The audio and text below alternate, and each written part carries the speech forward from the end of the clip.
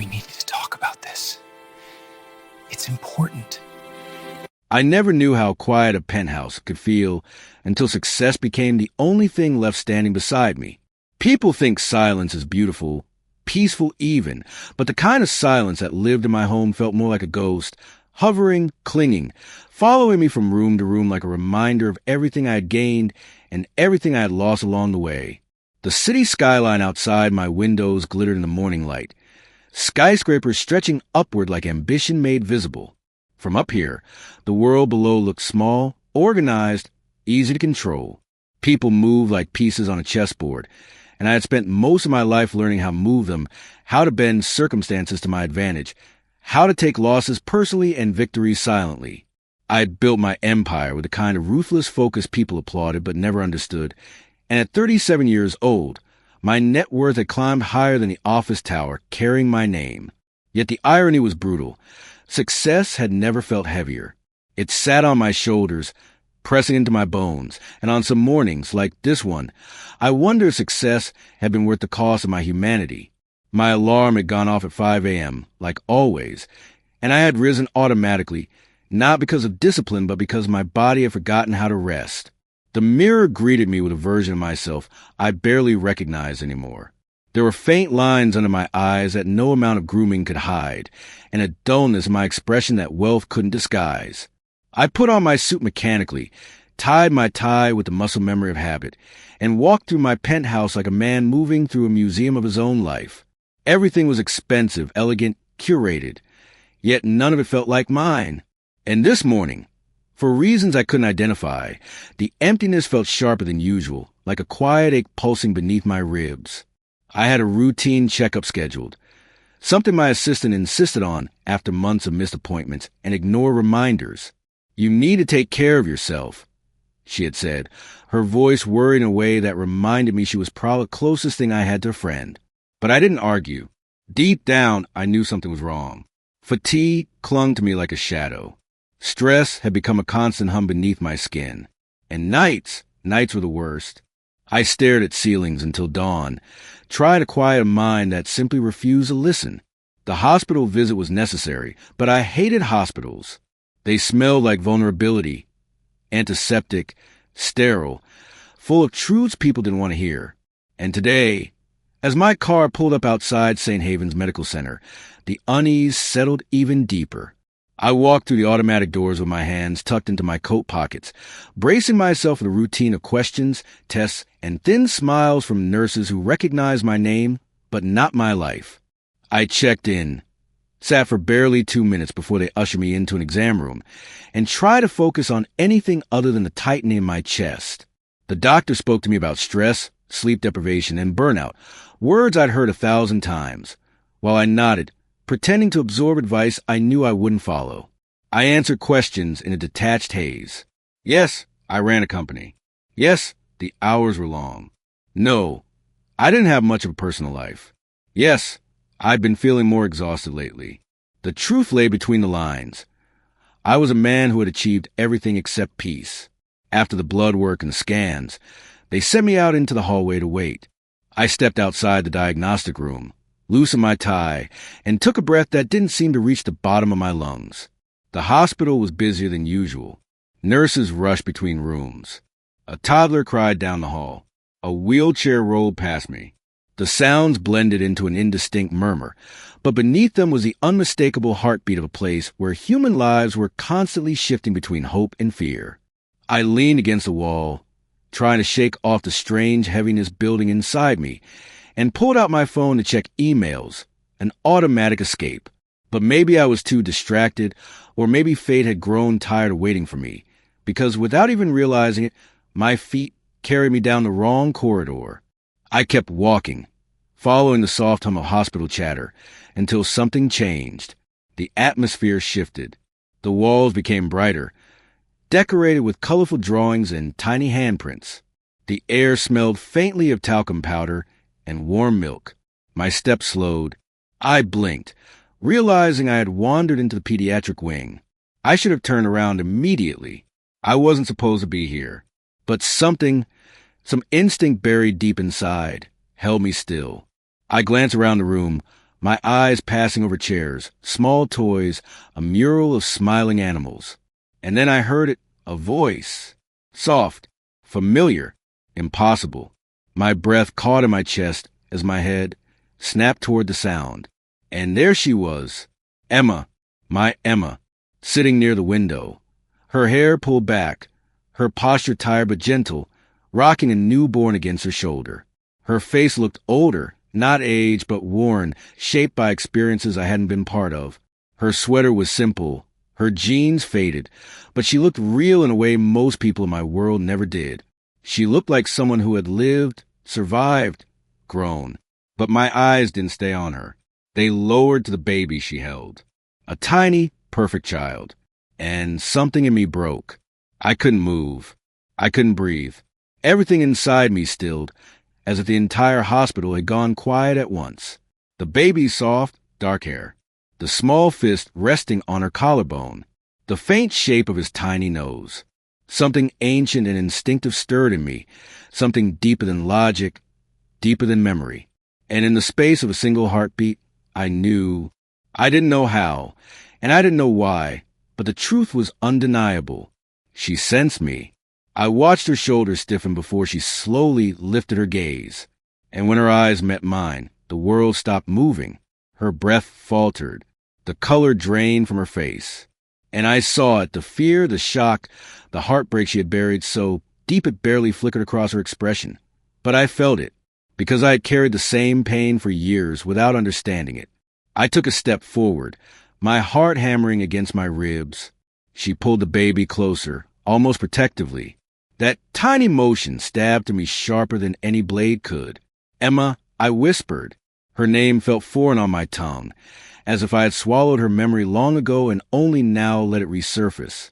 She blinked rapidly, tears forming instantly, and shifted the baby slightly, as if unsure whether to run or stay. My feet moved toward her without permission, drawn by something I didn't know how to fight. Each step felt like I was walking deeper into a dream I didn't want to wake from, yet feared might break me. And then the baby turned. Slowly, curiously, innocently. His eyes opened, big, bright, and shockingly familiar. My world shattered, because staring back at me was a pair of eyes identical to mine.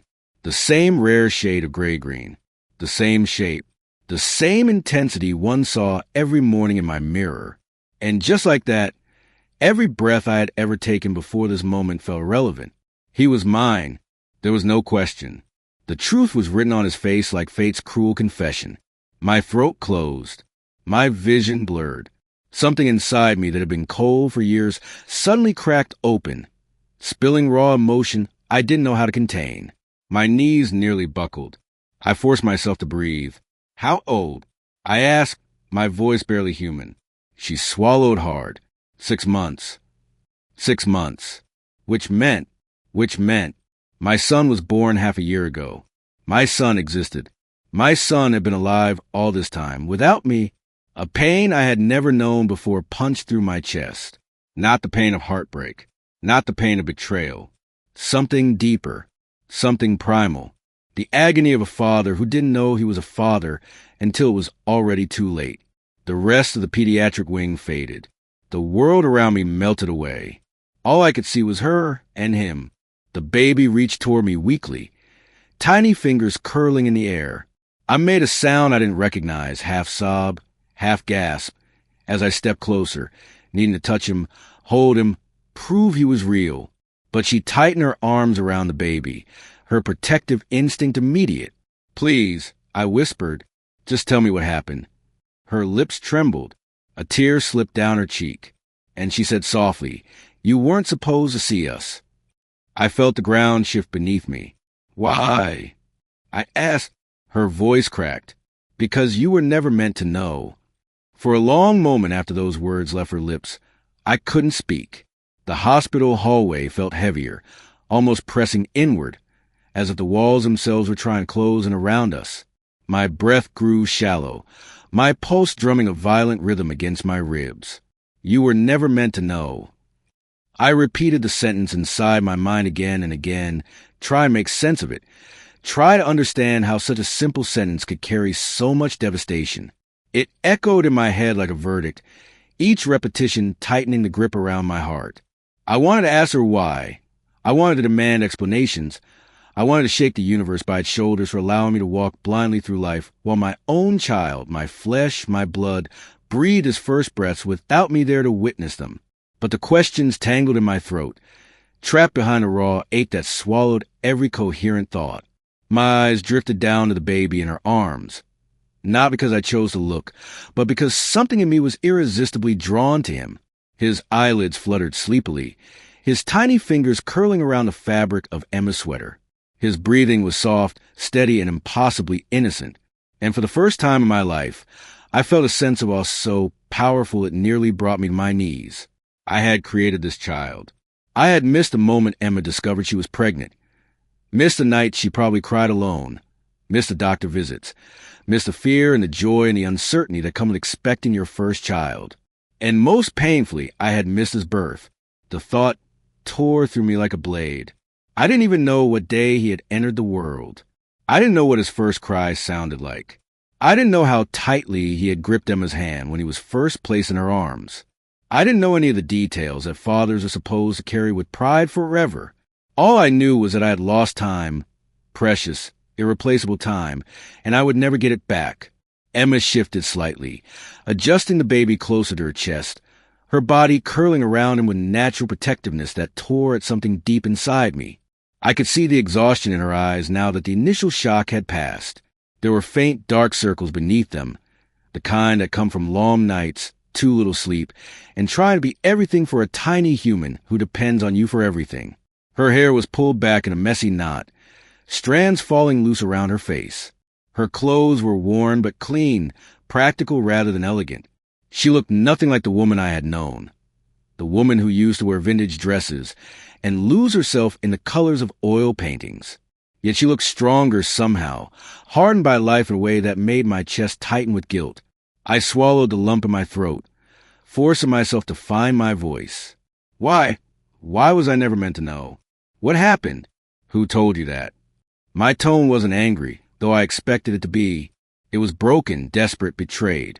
Emma hugged the baby a little closer, as if she needed the reassurance of his presence to steady herself. Do you really not know? She whispered, her voice trembling with a mixture of fear and disbelief. Do you really have no idea what they told me? What they threatened me with? A chill ran down my spine.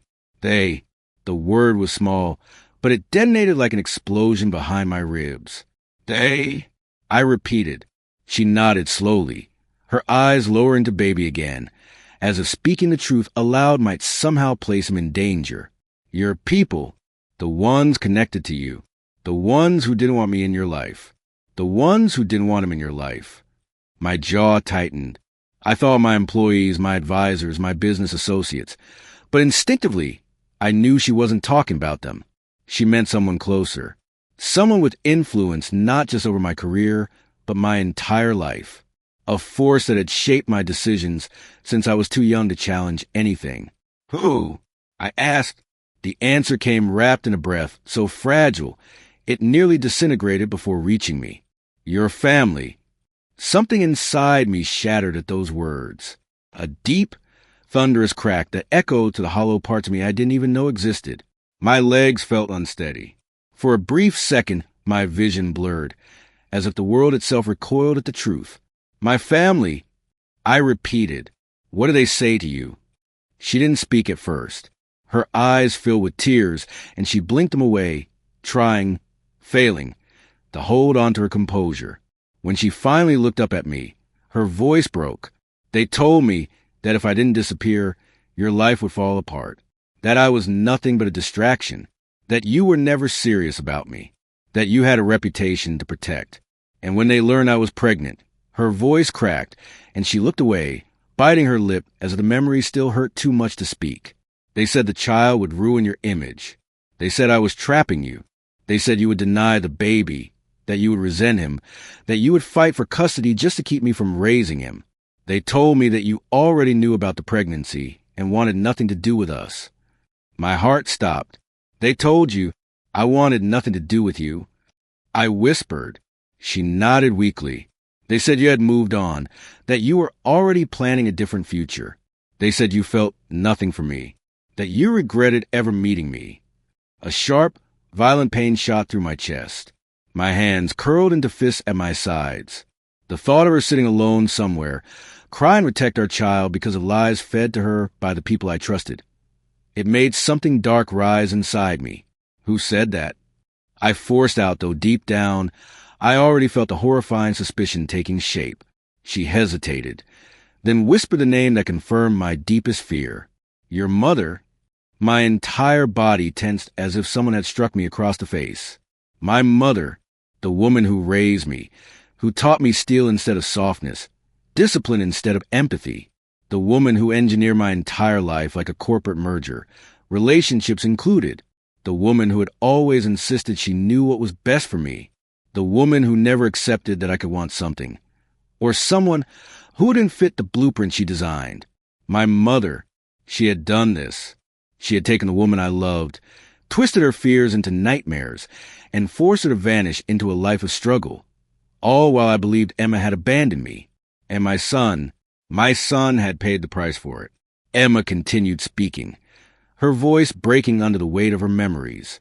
They told me that if I stayed, I would be destroyed, that I'd lose everything, that they would use their connections to make sure I couldn't work anywhere respectable, that I would be labeled unstable, untrustworthy. And worst of all, they said the baby would be taken from me the moment he was born. They said they could make me look unfit, that they had the power to ensure he never saw me again. She paused, her breath trembling. I believed them, because they were right. I was alone. I didn't have money. I didn't have connections. And you were impossible to reach. I felt my stomach drop. Impossible to reach? I echoed. Emma, I called you. I texted you. I went to your apartment. She shook her head. No, you didn't. I did. You didn't, she whispered again, with heartbreaking certainty. I know because I waited. I hoped. I prayed you would come. And then your mother showed me messages. Messages you supposedly sent her. Messages about how you had moved on. Messages about how I needed to accept the truth. Messages she claimed came from you. My blood ran cold. Fake messages. Manipulated communications. My mother, my own mother, had crafted an entire alternate reality and fed it to the both of us like poison. I took a step back, pressing a hand against the wall to steady myself. Rage burned in my chest. Not the explosive kind that flares and fades, but a slow, simmering fire that felt like it would never extinguish. Emma, I murmured, my voice raw. Why didn't you come to me? Why didn't you try harder? Her eyes flashed with hurt. I did. I called your number at least 20 times. Every call was intercepted. Every attempt to reach you was blocked. I even came to your office once, but your security stopped me. They said you weren't accepting visitors. And later your mother told me you knew I had come but told them not to let me in. I felt like I might collapse. I never heard a single call. I never received a single message. I never knew she came. Everything I believed was a lie. All this time, Emma hadn't abandoned me. She had been forced out of my life. And the people who did it had smiled in my face while carving my future apart behind my back. I dragged a hand through my hair, trying to breathe through the storm raging inside me. Emma, listen to me. I swear on my life, I never said any of those things. I would never abandon you. I would never abandon my child. If I had known, if I had even suspected. Her voice softened, breaking again. I know that now. But back then, I didn't know what to believe. And when I realized I was pregnant, I panicked. I was scared. And they were so convincing, so powerful. I felt like I was drowning, and the only way to survive was to disappear before they destroyed everything. Her tears fell freely now, and mine nearly followed. But then something happened. Something small yet monumental. The baby shifted in her arms, opening his eyes slightly. He gazed at me again, the same gray-green eyes I had seen in my reflection every morning. And the moment our eyes met, something inside me solidified. Resolve, determination, a promise, rooted not in words but in instinct. I would not lose him again. I would not lose him again. Emma, I whispered, stepping closer, my voice steady with newfound certainty. I'm here now, and I'm not letting you go. Not again. Not ever. She looked up at me, searching my face for the truth she had been denied for so long. I watched her breathe in, slowly, shakily, her shoulders trembling as relief and fear battled inside her. And then she whispered words that changed everything again. You don't know everything yet. My heart lurched. What do you mean? There's more, she said, her voice barely audible. Much more. When Emma said there was more, much more, I felt a cold ripple spread through my spine, the kind that warns you that whatever comes next will not just change your life, but redefine it entirely. I stood there, still as stone, waiting for her to continue, but she didn't speak at first. She just held the baby tighter, as if bracing herself for the weight of what she was about to reveal. The fluorescent lights above us hummed softly. The hallway murmured with distant footsteps, and yet the silence between us felt almost too loud, like the world was drawing in a deep breath, preparing for impact. I studied her carefully, the faint tremble in her hands, the strain in her expression, the exhaustion etched into her bones, and I knew this wasn't just an emotional confession. This was something that had shaped her entire disappearance, something heavy enough to separate two people who loved each other, something powerful enough that she carried alone for months. And the fact that she had planned to keep it hidden forever made my stomach twist with dread. I moved closer, lowering my voice, trying to make it clear that whatever she said, I wasn't leaving. Emma, I said softly, you can tell me anything. I'm here. I'm not going anywhere. My reassurance seemed to steady her a little, but her breathing was still shaky as she finally lifted her gaze to mine. You don't know what kind of danger we were in, she said quietly, her voice thick with emotion, but not fear exactly. More like the residue of fear, the kind that lingers even after the storm has passed. You think your mother and your family stopped at threats? You think they only used pressure and manipulation? She shook her head slowly. No, Jonathan, it was more than that. Much more. My chest tightened. What did they do? She looked down at the baby, our son, and her fingers gently brushed a stray lock of his hair as she whispered, They didn't just try to scare me away. They tried to erase me. They tried to erase us. Completely. My breath stilled. Erase you? She nodded. They contacted my workplace.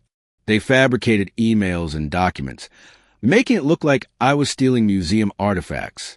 They sent anonymous complaints claiming I was unstable, unprofessional, dangerous even. I was fired within a week. They froze my bank account. Every cent I had saved disappeared overnight. The landlord received notice that my lease was invalid because I had supposedly breached the contract, even though I hadn't. I was given 5 days to vacate. Her eyes filled with tears at the memory. Every door in my life suddenly closed. Every friend stopped answering my calls.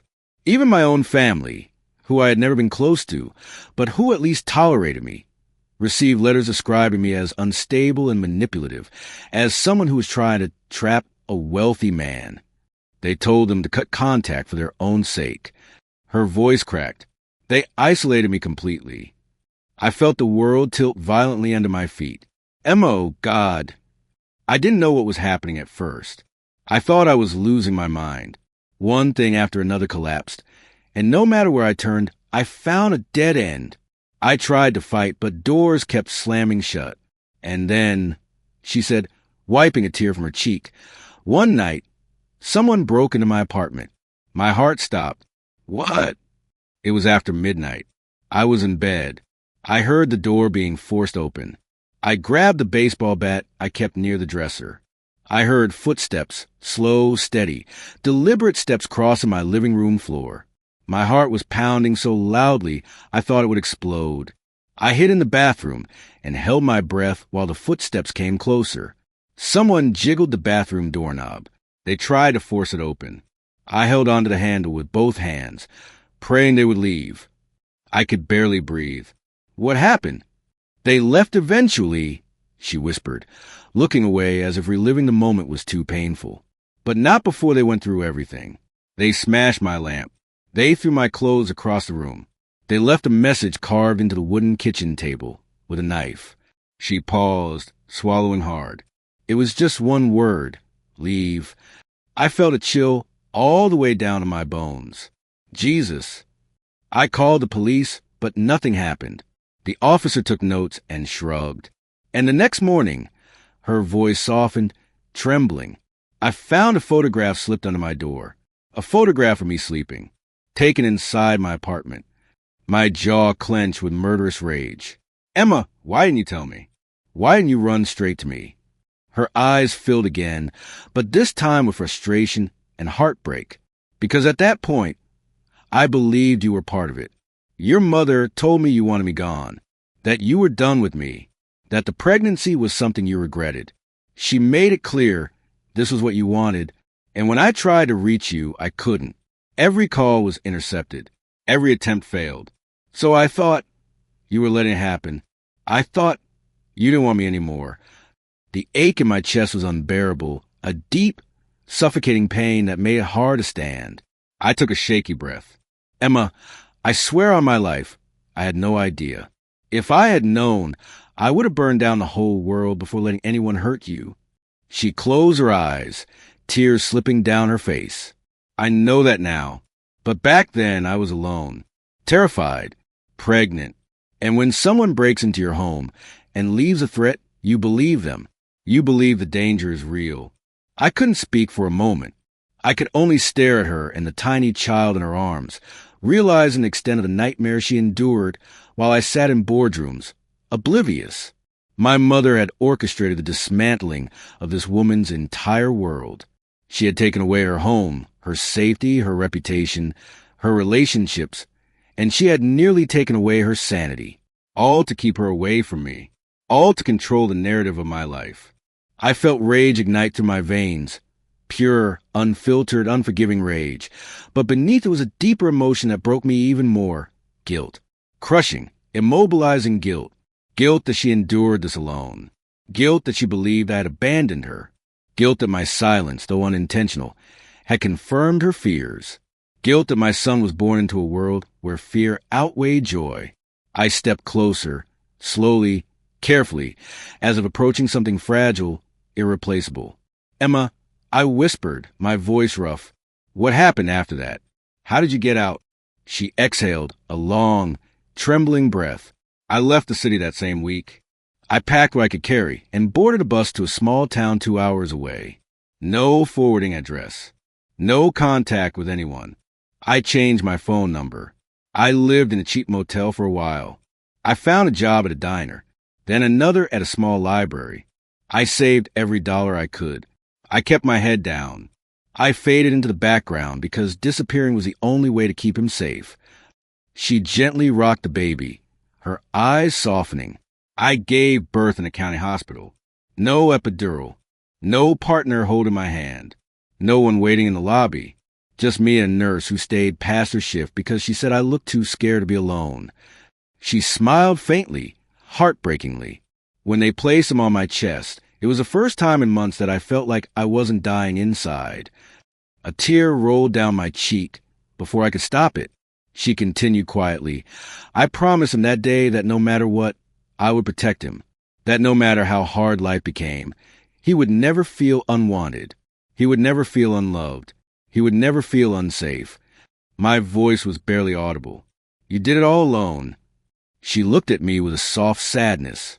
Yes, but not because I wanted to, because I believed I had no choice.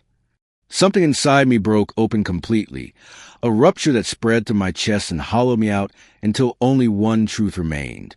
I should have been there. I whispered. Her eyes glistened. You didn't know.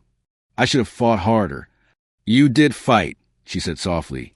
You just didn't know which enemy you were fighting. I wiped my face with the back of my hand, stunned at the wetness on my fingertips. I hadn't cried in years, maybe decades, but this was the kind of pain that stripped a person down to the bone. The baby stirred, letting out a soft whimper, and Emma soothed him immediately, gently bouncing him against her shoulder. Her movements were instinctive, fluid, the movements of a mother who had memorized every sound, every breath of her child. Watching her made something settle inside me, a certainty I had never experienced before. I wanted to be part of this, part of them, part of a life not dictated by money or reputation or manipulation, part of something real. I took a step closer, my voice firm despite the rawness in my throat. Emma, listen to me. They took everything from you. They stole years from us. They nearly stole my son from me. But that ends now. I'm done letting other people control my life. I'm done letting them hurt the people I love. She inhaled sharply, her eyes widening just a little at my choice of words. But I didn't back down. I held her gaze, letting her see the truth that had settled inside me like a stone.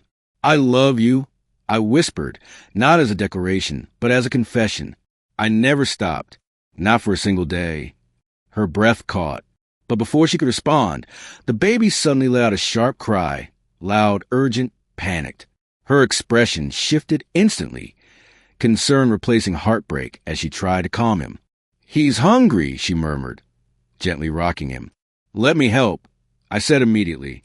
She hesitated, not because she didn't want my help, but because letting me help meant letting me in, and letting me in meant unraveling the walls she built to survive. She looked into my eyes, searching for something, stability, sincerity, proof that I wasn't going to leave again. After a long moment, she exhaled and whispered, "Okay." The rest of that day unfolded in a way that left me feeling both stunned and strangely grounded, as if reality had finally stopped spinning long enough for me to see what truly mattered. After Emma allowed me to help, she guided me to a quiet consultation room where she could feed our son. I followed her, not just physically but emotionally, drawn by a need I couldn't articulate, an instinctive pull that surprised me with its intensity. The simple sight of her cradling him, whispering soft reassurances, moving with a tenderness that came from months of surviving on nothing but maternal strength, awakened something inside me that I had forgotten existed. Watching her made me see her in a new light, not as a woman I had once loved, but as a woman life had forced to become stronger than should ever be required of anyone. I offered to hold the diaper bag, fetch water for her, adjusted the blinds to block the harsh sunlight from the baby's face. They were small actions, insignificant in the grand scheme of everything she had endured alone. But the way her eyes softened each time I stepped in, the subtle drop in her shoulders as if a fraction of her burden eased, told me that small things were not always small. Sometimes they were the very things that rebuilt trust brick by brick. When she finally sat down, she placed the baby against her chest to feed him, turning slightly to face the wall for privacy. I diverted my gaze, giving her space, but I stayed beside her, close enough to protect, far enough to respect.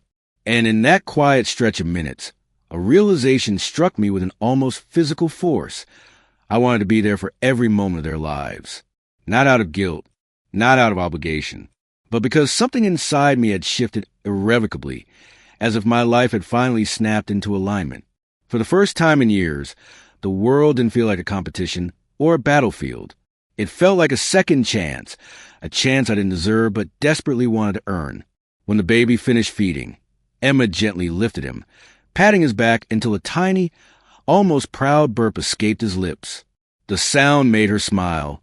Not a large, joyful smile, but one of those small, weary, honest smiles that form only when someone has lived through enough darkness to appreciate even a flicker of light. I felt my chest tighten. I never realized how beautiful her quiet strength was. It wasn't the kind of strength that demanded attention or applause. It was a kind that held a life together even while her own was falling apart. The rest of that day unfolded in a way that left me feeling both stunned and strangely grounded, as if reality had finally stopped spinning long enough for me to see what truly mattered. After Emma allowed me to help, she guided me to a quiet consultation room where she could feed our son. I followed her, not just physically but emotionally, drawn by a need I couldn't articulate, an instinctive pull that surprised me with its intensity. The simple sight of her cradling him, whispering soft reassurances, moving with a tenderness that came from months of surviving on nothing but maternal strength, awakened something inside me that I had forgotten existed. Watching her made me see her in a new light, not as a woman I had once loved, but as a woman life had forced to become stronger than should ever be required of anyone. I offered to hold the diaper bag, fetched water for her, adjusted the blinds to block the harsh sunlight from the baby's face. They were small actions, insignificant in the grand scheme of everything she had endured alone. But the way her eyes softened each time I stepped in, the subtle drop in her shoulders as if a fraction of her burden eased, told me that small things were not always small. Sometimes they were the very things that rebuilt trust brick by brick. When she finally sat down, she placed the baby against her chest to feed him, turning slightly to face the wall for privacy. I diverted my gaze, giving her space, but I stayed beside her, close enough to protect, far enough to respect. And in that quiet stretch of minutes, a realization struck me with an almost physical force. I wanted to be there for every moment of their lives. Not out of guilt, not out of obligation, but because something inside me had shifted irrevocably, as if my life had finally snapped into alignment. For the first time in years, the world didn't feel like a competition or a battlefield. It felt like a second chance, a chance I didn't deserve but desperately wanted to earn.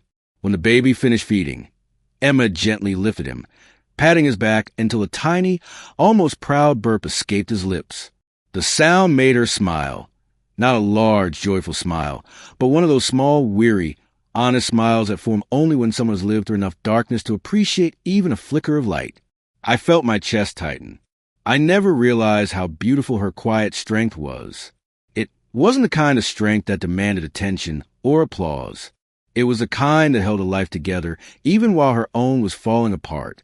She shifted him into a comfortable position, and when she turned back toward me, her eyes met mine with a vulnerability that made something inside me thaw. "He's calmer now," she said softly. "May I hold him again?" I asked. Her hesitation returned, but this time it lasted only a second. Then she nodded and carefully transferred him into my arms. The moment his small body settled against me, something deep in my chest unlocked. Something I didn't even know was locked in the first place. He blinked up at me with wide eyes, studying me with a curiosity that felt ancient, as if he was trying to understand who I was, why my face resembled his, why I stared at him like I had discovered a new reason to breathe. I shifted him gently, supporting his head the way I had seen Emma do countless times now, and whispered, "Hey, little man, I'm your dad." The words trembled out of me, shaky and unfamiliar, but true in a way nothing else in my life had ever been. He blinked again, and then his tiny mouth stretched into something that almost resembled a smile. Emma let out a soft gasp, not of fear or sadness, but quiet disbelief, as if she was witnessing something she never expected to see. "He likes you," she murmured. I swallowed hard. I like him too," I said, my voice rougher than expected. More than I thought it was possible to like another human being. Her eyes softened, and in that moment, something passed between us, unspoken but unmistakable. A recognition, a connection, an acknowledgement that despite everything life had clawed away from us, something sacred still lived between us. But the world outside didn't simply disappear because my priorities had changed. By the time afternoon sunlight filtered through the windows, casting warm streaks across the pediatric wing, the weight of reality returned with force. Emma's phone buzzed with a reminder that she needed to return to the specialist's office. The doctor wanted to run 2 additional tests on the baby, his heart murmur, while minor, required monitoring. I listened to her speak with the nurse, watched her juggle paperwork, observed the small signs of exhaustion she tried to mask. And with every second that passed, my resolve hardened. She had done this alone for too long. When she ended the call, she turned toward me with a sigh, rubbing her forehead. "We need to head to the cardiology office on the 3rd floor. They want to check his blood oxygen levels again." "I'll come," I said immediately. She looked at me with a mixture of gratitude and hesitation. "Jonathan, you have work, and this is going to take hours. Maybe more." "Emma," I said firmly, "nothing is more important than this. Nothing." Her expression wavered, touched and confused at the same time. "You don't have to." "I do," I interrupted gently. "Because I want to, and because I should have been doing this from the beginning." She didn't argue again. Instead, she nodded, tightening her hold on the baby for a moment before handing him back, so she could gather their things. I carried the baby through the hall, feeling the weight of him with a reverence I had never even given to multi-million-dollar deals. The elevator ride was quiet, but not uncomfortable. She stood beside me, her shoulder nearly brushing mine, her hand occasionally reaching out to adjust the blanket around the baby. There was still distance between us. Emotional distance built by fear, betrayal, and unhealed wounds. But for the first time, I felt it shrinking. The cardiology appointment lasted nearly 3 hours. 3 hours of tests, wires, machines, soft murmurs between doctors, and moments where Emma closed her eyes, praying silently for good news. I stayed beside her through all of it. I held her hand once, instinctively, when the baby whimpered during a cold gel application. She didn't pull away. She squeezed back. A tiny gesture, but monumental. When the doctor finally told us that the murmur was still mild and not currently alarming, I saw Emma's entire body relax. The relief washed over her so visibly that my heart ached. I hadn't known fear like that before. I hadn't known what it felt like to stand helplessly while someone you love, someone small and fragile, had their fate determined by medical charts. It humbled me. It stripped away whatever arrogance remained in me from a life spent believing money could fix anything.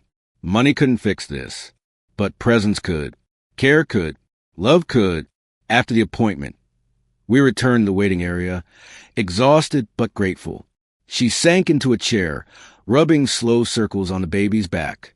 I sat beside her, leaning forward with my elbows on my knees, trying to find the right words to say, words that wouldn't overwhelm her, but wouldn't minimize what had changed inside me. She beat me to it. Today was unexpected, she said quietly, her voice tired yet sincere. I didn't think I would ever see you again, and I never imagined you would react like this. Like what? I asked softly. She hesitated, looking down at her hands.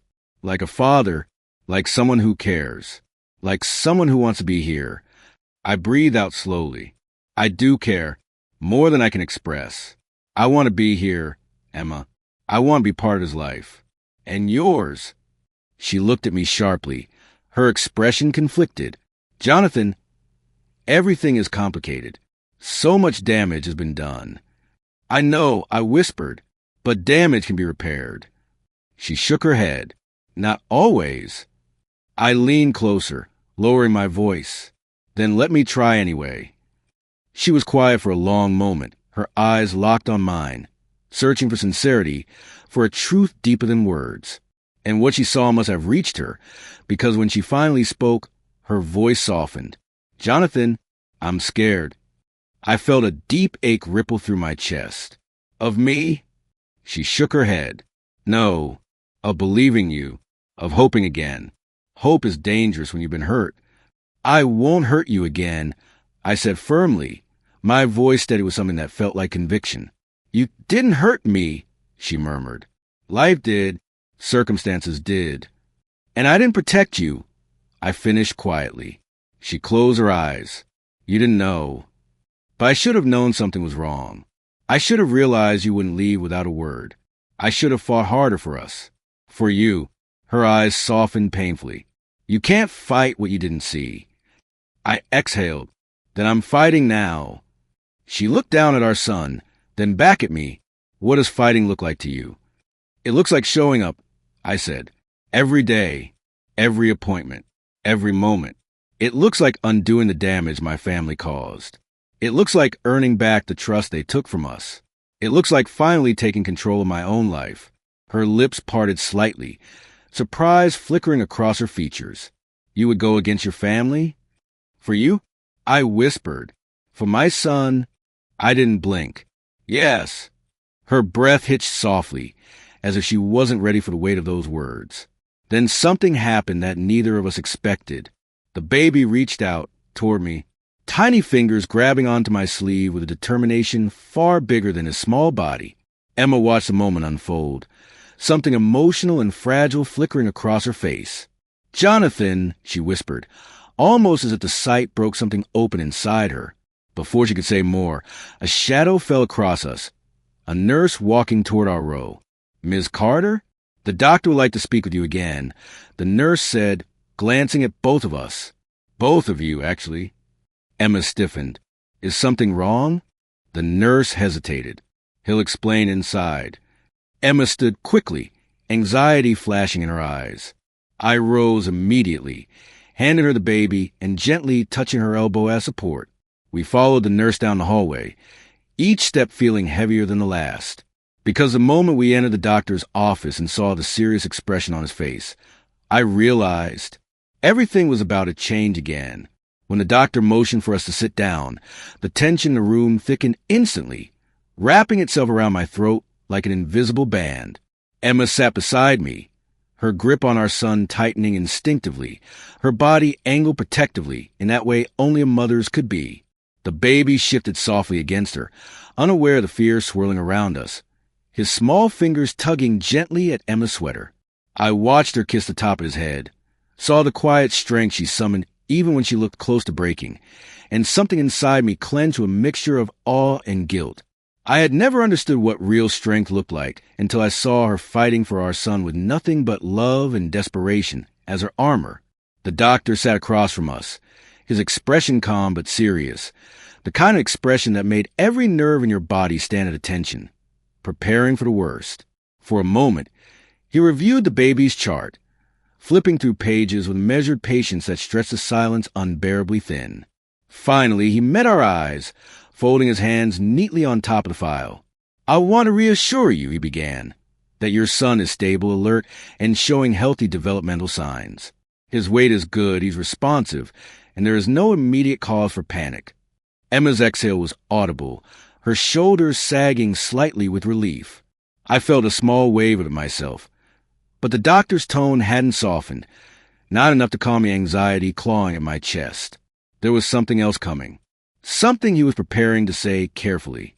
"However," he continued, "there's one concern we need to monitor closely." Emma stiffened again, fear flashing across her features like lightning. I leaned forward instinctively, bracing myself. "Your son has a small congenital heart defect." The doctor said gently, "It's called a ventricular septal defect, a tiny opening in the wall between the heart's lower chambers." The room tilted slightly. Emma's breath hitched. A sharp ache tore through my chest. "What does that mean?" she whispered. "It means," the doctor explained, "that the heart works a little harder than normal. Many of these defects close on their own as the child grows, especially when they're small. And in your son's case, the defect is small, very small, but it does require monitoring, regular checkups, echocardiograms every few months. We need to make sure the opening doesn't get larger or lead to complications." I nodded slowly, my mind racing yet focused. What kind of complications? Increased blood flow to the lungs, potential infections, breathing issues, or in rare cases, the need for surgical intervention, the doctor said. But let me emphasize again, his defect is small. Right now, it's simply something we watch closely, not something we panic about. Emma's eyes filled with tears, not the panic kind, but the kind born of exhaustion and fear and love all tangled together. She pressed her cheek against our son's forehead, whispering something only he could hear. I watched her, feeling another painful jolt of guilt. She had carried all of this alone. Every doctor's appointment, every fear, every sleepless night, every moment of wondering if something small could become something devastating. And I had not been there. Not because I didn't want to be, but because the world I trusted most had been built on lies. I turned toward the doctor and said, "We'll do whatever tests he needs. Schedule whatever appointments are required. Cost is not an issue." My voice was firm, unshakable. Emma looked at me, startled. "Jonathan," I met her gaze. "He gets the best care. Period." The doctor nodded approvingly. "With proper monitoring, there's every reason to believe he'll grow out of this. Children are resilient. Hearts are resilient." He gave Emma a small, reassuring smile. "You've been doing an incredible job raising him." I saw her swallow hard, and in that moment I realized how desperately she needed anyone, to acknowledge that she had given this child everything she had and more. She had been alone for so long, fighting battles no one saw, carrying fears no one shared. I reached over and gently placed a hand on her back, not intruding, just offering something steady to lean on. She didn't pull away. Her body eased into my touch, just slightly, but enough for me to feel the shift. When the appointment ended, we walked out of the office slowly, absorbing the weight of the news. I carried the baby while Emma clutched a folder of medical notes to her chest. The walk to the elevator was silent, but not the kind of silence that pushes people apart. This silence was heavy, thoughtful, connecting us to the invisible threads of shared worry. We stepped into the elevator, and as the doors closed, Emma let out a shaky breath. "I'm trying to be strong," she whispered. "I'm trying, but I'm so tired." Her voice cracked, and before she could turn away, I gently cupped her cheek with my free hand. "You don't have to be strong alone anymore," I said. "Not now. Not ever again." Her eyes closed, as if my words were a balm she had been craving for months. When she opened them, she looked at me with a vulnerability I had never seen in her, not even when we were together. This was a woman who had been broken and rebuilt herself from the ground up, piece by piece, while holding a baby in her arms. A woman who had found strength in her fear, courage in chaos. "Jonathan," she whispered, her voice barely audible, "I don't know how to trust you again." Her honesty didn't hurt. It humbled me. "I know," I said softly, "but you don't have to trust me all at once. Just let me show you. Let me spend every day proving that I'm here, that I won't disappear, that I won't let anyone hurt you again." Her gaze softened, but uncertainty lingered in her eyes. "It won't be easy." "I'm not asking for easy," I replied. "I'm asking for a chance." She looked down at our son sleeping peacefully in my arms, his small chest rising and falling with fragile steadiness. Then she looked back at me. "He deserves stability," she said quietly. "And he'll have it, I promised, from both of us, together." She didn't answer right away. Instead, her hand brushed gently against my wrist, the softest touch, barely there. But that touch said everything she didn't have the strength to voice yet. It was permission. It was surrender, not to me, but to hope. And hope, I realized, was the most powerful beginning anyone could ask for. When we stepped out of the elevator, the hospital lobby was bustling with activity, but I felt strangely calm. I adjusted the blanket over my son, making sure he was warm, and Emma watched me with a look I couldn't decipher. Not fear, not distrust. Something gentler, softer, a quiet acceptance that I was no longer a stranger to her child, or to her. We walked outside together. The city air was cool, carrying the faint scent of rain and traffic. Emma paused on the sidewalk, shifting uncertainly as she tried to decide which direction her life was supposed to go from here. I stood beside her, close but not imposing, waiting for her to speak. "Jonathan," she said finally, her voice fragile but firm, "I don't want to go back to that town. Not now that they know we're here. I can't risk them finding us again." "Then don't," I said simply. She blinked at me. "What?" "Don't go back." I turned toward her fully. "Come with me. Not as a couple. Not yet. Not as a family. Not yet. Come because it's safer. Come because he deserves stability. Come because you shouldn't be running anymore." Her eyes filled. "Your mother?" "My mother," I said sharply, "will never touch your life again. I am not the same man I was 2 years ago, and I will not allow anyone, family or not, to decide how my life unfolds. She controlled too much for too long. That ends now." Emma searched my face, looking for cracks in my resolve. She would not find any. "And where will we go?" she asked softly. "Someplace safe. Someplace quiet. Someplace that's yours as much as it is mine," I said. "I have a private residence on the outskirts of the city.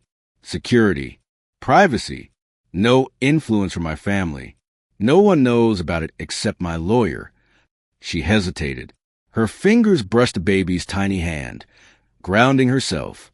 "I don't want to depend on you," she said quietly. "I've been dependent before. It cost me everything." I nodded. "Then don't depend on me. Work. Live your life. Build your independence again. The house is just a roof, not a contract.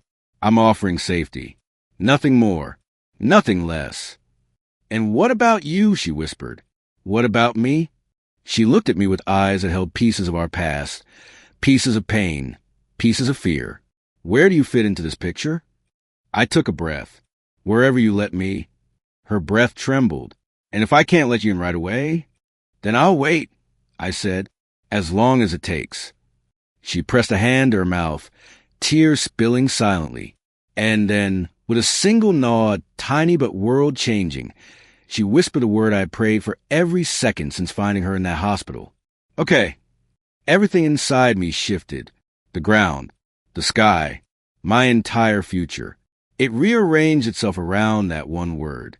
I leaned forward slightly, lowering my voice. Emma, I promise you, this time, nothing will tear us apart. She met my gaze, her eyes wet but steady, and whispered, then don't let anything. I won't, I said. Not ever again. And just like that, standing outside a hospital with our son sleeping peacefully between us, something new began. Not a reunion of the past, not a rewrite of old chapters, but the beginning of a story built not on illusion or fear, but on truth, healing, and the fierce, unshakable love of a father who had finally found what mattered most. Our son stirred in my arms, his small fingers curling around mine, and in that moment I understood this wasn't the end. This was the beginning.